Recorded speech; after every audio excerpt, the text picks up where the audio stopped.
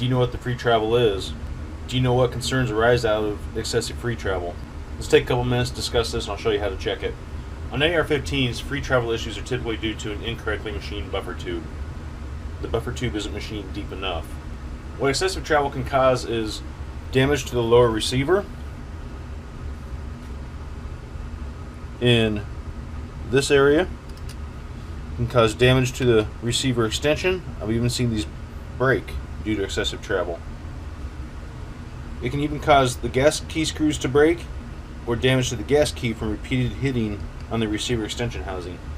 Free travel is especially a concern in PCC guns, pistol caliber carbines, and large frame ARs.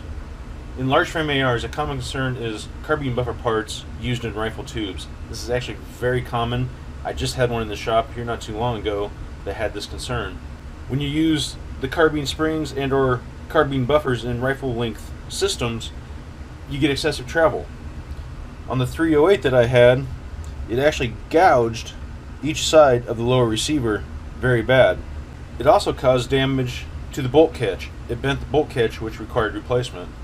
In large frame ARs using rifle length buffer systems, if you want to use carbine buffers, you need to purchase required spacers that will provide the proper amount of over travel.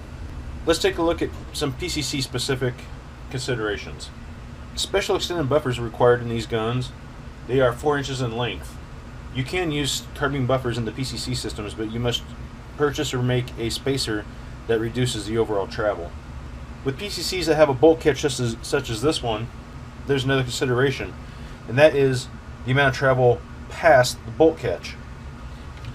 What we want is we want 1/8 of an inch to 1/4 of an inch past that bolt catch. This length varies due to manufacturer tolerances when they machine parts. Excessive travel past the bolt catch leads to excessive wear of the bolt catch, and it usually causes the bolt catch to break. Again, this is a very common concern in PCC guns. If you have a PCC with a bolt catch and the travel isn't enough, so it's not coming back far enough to catch that catch, the bolt won't lock back on an empty magazine. Competitive shooters actually prefer this. Why? Less travel reduces moving mass, which typically aids in reducing sight movement or dot movement. It provides for what people consider a, quote, softer recoil, and typically allows for quicker follow-up shots.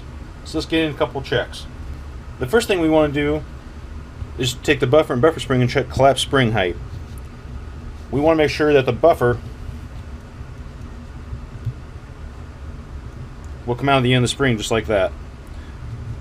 We also do not want the spring coils to collapse and become a solid height.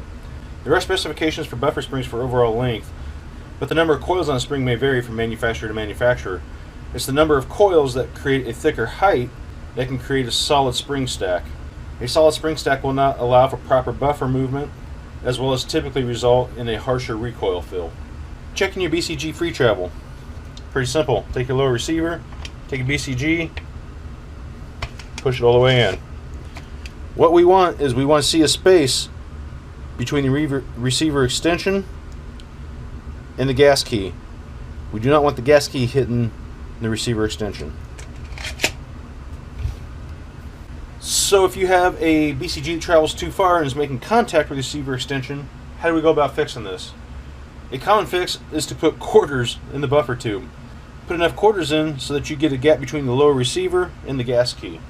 There are companies out there that offer spacers just like what we would use in the large frame ARs or in the pistol caliber carbines to reduce overall travel. If you cannot find a spacer in the length that you need, you can do the quarter trick. Find your overall height using the quarters, measure the stack height of quarters, and then either make your own spacer or have a spacer made.